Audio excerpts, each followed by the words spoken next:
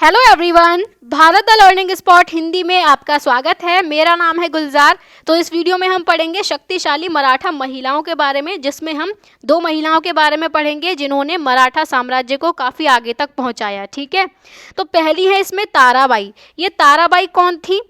हमने पढ़ा था कि शिवाजी जो थे उनके दो बेटे थे। ठीक है, एक का नाम था राजाराम और एक का नाम था संभाजी। तो शिवाजी की डेथ के बाद में संभाजी अगले छत्रपति बनते हैं। ठीक है, तो औरंगजेब जो है वो अटैक कर देता है, तो संभाजी को मार देता है वो। फिर इनके जो बेटे हैं शाहू महाराज, इनके बारे में भी हमने देख रखा है हमारे चैप्टर में। तो ये शाहू महाराज जो थे ये मुगलों की कैद में हो जाते हैं, इनको पकड़ लेते हैं मुगल। ठीक है, तो इसी वजह से संभाजी के बाद में अब अगले छत्रपति राजाराम बनेंगे, ना कि इनके बेटे। तो राजाराम छत्रपति बन जाते हैं और ये चले जाते हैं तुम्हारा जिंजी। ठीक है, जिंजी तमिलनाडु में चले जाते हैं अपनी सुरक्षा के लिए, क्योंकि औरंगजेब अटैक्स कर रहा है।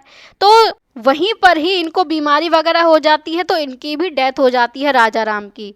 अब राजाराम का जो बेटा है वो काफ़ी छोटा है, इसीलिए वो अभी राज नहीं कर सकता।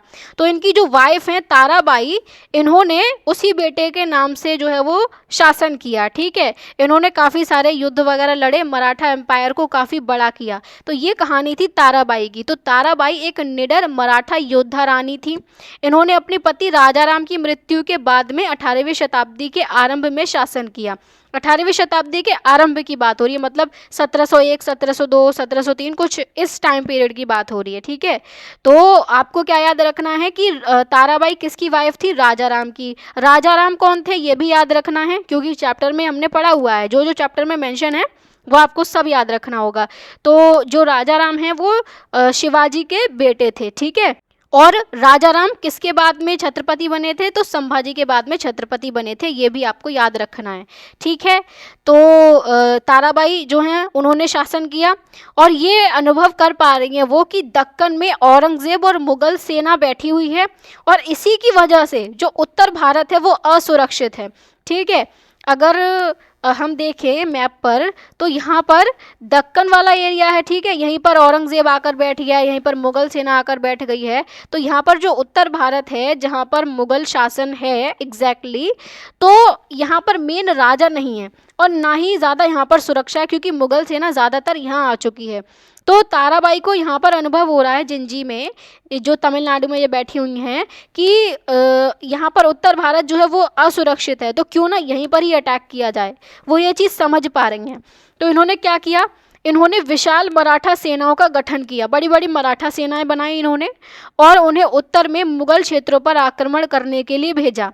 ठीक है, जो मुगल क्षेत्र थे उन पर आक्रमण करने के लिए भेज रही हैं। अब देखो ये वाली जो लाइन है ना, ये हमने पहले भी पढ़ रखी है कि जो मराठे थे वो आक्रामक हो जाते हैं। ठीक है, हमने कहाँ पर पढ़ा था ये? लगभग हमने छत्रपति शिवाजी के बाद में, हाँ ये रहा। तो अब वे रक्षात्मक स्थिति में ना रहकर आक्रामक हुए, ये हमने पढ़ा था। मराठे जो है वो आक्रामक हो गए थे, और राजाराम की रानी ताराबाई के नेतृत्व में मराठों ने मुगल क्षेत्रों पर भारी आक्रमण किए, ये पढ़ा हुआ था ना। तो मुगल क्षेत्रों पर आक्रमण इसीलिए कर रही हैं ताराबाई कि मतलब उन्होंने जो सेना बनाई थी वो सेना इसीलिए आक्रमण कर रही है कि वो ये समझ पा रही हैं कि उत्तर भारत में तो मुगल सेना है नहीं ज़्यादा, तो असुरक्षित है वो। ठीक है, सिक्योरिटी थोड़ी कम है, ज़्यादा टाइट सिक्योरिटी नहीं है, तो आसानी से उन क्षेत्रों पर आक्रमण किया जा सकता है, और इसीलिए वो भेजती हैं आक्रमण करने के लिए।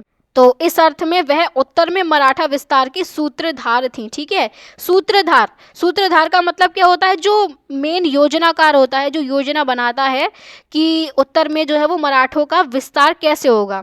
तो मेन ताराबाई ने ही तो सोचा, तभी तो सेना जा पाई, वरना तो नहीं जाती ना सेना। सेना क्यों जाएगी भाई आक्रमण करने के लिए? तो मेन सूत्रधार जो थी उत्तर भारत में मराठा विस्तार की, वो थी कौन? ताराबाई। ये पॉइंट आपको याद रखना है। ठीक है, उनकी सैन्य रणनीति की समझ और दृढ़ता ने मुगल साम्राज्य को परास्त किया। सैन्य रणनीति यानी कि युद्ध जीतने के लिए जो प्लान बनाया जाता है, जो योजना बनाई जाती है।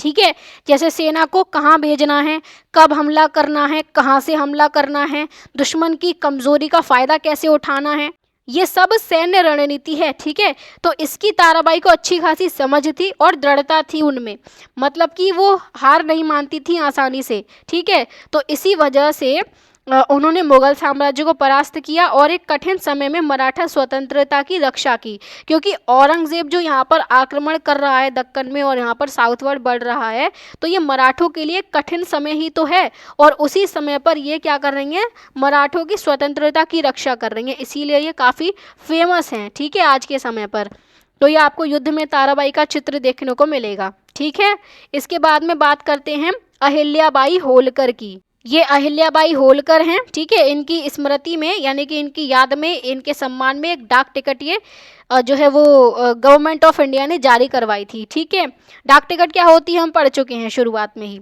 तो अहिल्याबाई होलकर थी होलकर राजवंश की उत्तराधिकारिणी, मतलब इन्होंने भी शासन किया था काफ़ी लंबे समय के लिए, क्योंकि यहाँ पर 30 वर्ष मेंशन किए गए। ठीक है, तो काफ़ी लंबे समय तक इन्होंने शासन किया था और ये होलकर राजवंश की उत्तराधिकारिणी थी। अब देखो, होलकर, भोसले, ये सब क्या बार बार नाम आ रहे हैं। तो जो मराठा थे वो अलग अलग घरानों में डिवाइड हो गए थे, ये हमने जाना है ना। तो कहाँ कहाँ पर थे ये लोग, तो देखो जो पुणे वाला एरिया है मेन, ये जो आपको देखने को मिलेगा, ये जो ग्रीन कलर में है और यहाँ पर ऊपर, ये था मेन पेशवाओं की टेरिटरी। ठीक है, जो पेशवा थे, प्रधानमंत्री थे, उनका एरिया था ये। फिर यहाँ पर गुजरात वाले रीजन में यहाँ पर गायकवाड़ थे। ठीक है, इनका मेन सेंटर था बड़ौदा। ओके, ये जो हैं ये सब मराठे ही हैं, लेकिन अलग अलग घरानों में डिवाइडेड हैं। ठीक है, और यहाँ पर इस एरिया में थे भोसले। ठीक है, नागपुर इनका मेन सेंटर था। इसके अलावा जो होलकर थे वो सेंट्रल इंडिया में आपको ये देखने को मिलेंगे यहाँ पर। ठीक है, ये होलकर जो हैं इनका मेन सेंटर था आपका इंदौर। और एक थे सिंधिया, जो कि आपको इस तरीके से देखने को मिलेंगे। ठीक है, और ये जो मैप है इनकी, ये जो टेरिटरी है ना, ये घटती बढ़ती भी रहती है, तो चेंज होता रहता है। ठीक है, तो मेन आपने देख लिया कि ये जो अलग अलग घराने हैं ये किस तरीके से डिवाइडेड हैं, लेकिन हैं सब ही मराठा एम्पायर का पार्ट। ठीक है, समझ गए। तो हम होलकर्स की बात कर रहे हैं। इन होलकर्स ने यहाँ सेंट्रल इंडिया में रूल किया था और इन्हीं होलकर की उत्तराधिकारिणी थी जिन्होंने शासन किया था, मतलब होलकर राजवंश से संबंधित थी, जिनका नाम था अहिल्याबाई होलकर। याद रखना आप, ये किस राजवंश से संबंधित हैं, होलकर राजवंश से, इनके नाम में ही है वैसे तो। ठीक है, उत्तर भारत में मराठा विस्तार में महत्वपूर्ण भूमिका निभाने वाले प्रमुख कुलों में से एक था ये होलकर राजवंश। ठीक है, तो एक तो उत्तर भारत में जो है वो मराठा विस्तार के लिए ताराबाई ने काम किया था और एक होलकर राजवंश ने भी काम किया था।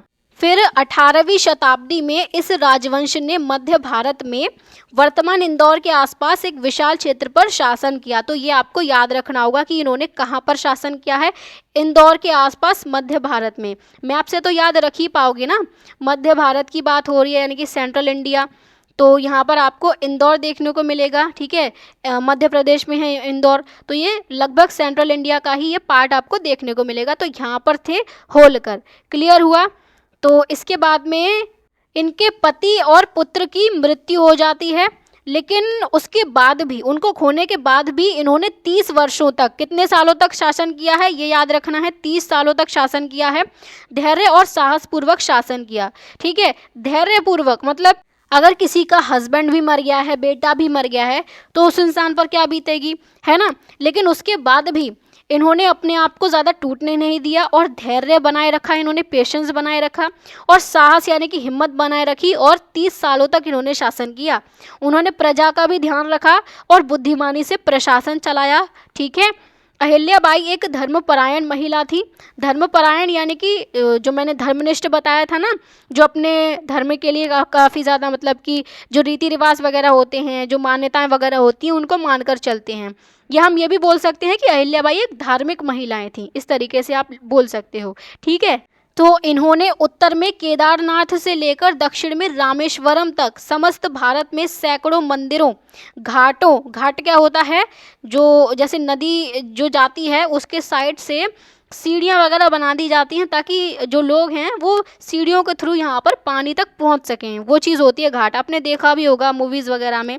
ठीक है, तो घाट और कुओं की बात हो रही है। मार्गों यानी कि जो सड़क होती हैं उनका निर्माण इन्होंने करवाया, उनका जीर्णोद्धार करवाया।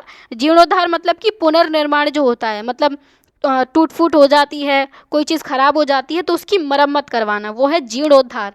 ठीक है, तो ये केदारनाथ और रामेश्वरम ये है कहाँ पर, आप इनको भी देख लो ताकि आपको जो है वो समझ आ जाए कि कहाँ से कहाँ तक इन्होंने डेवलपमेंट करवाया।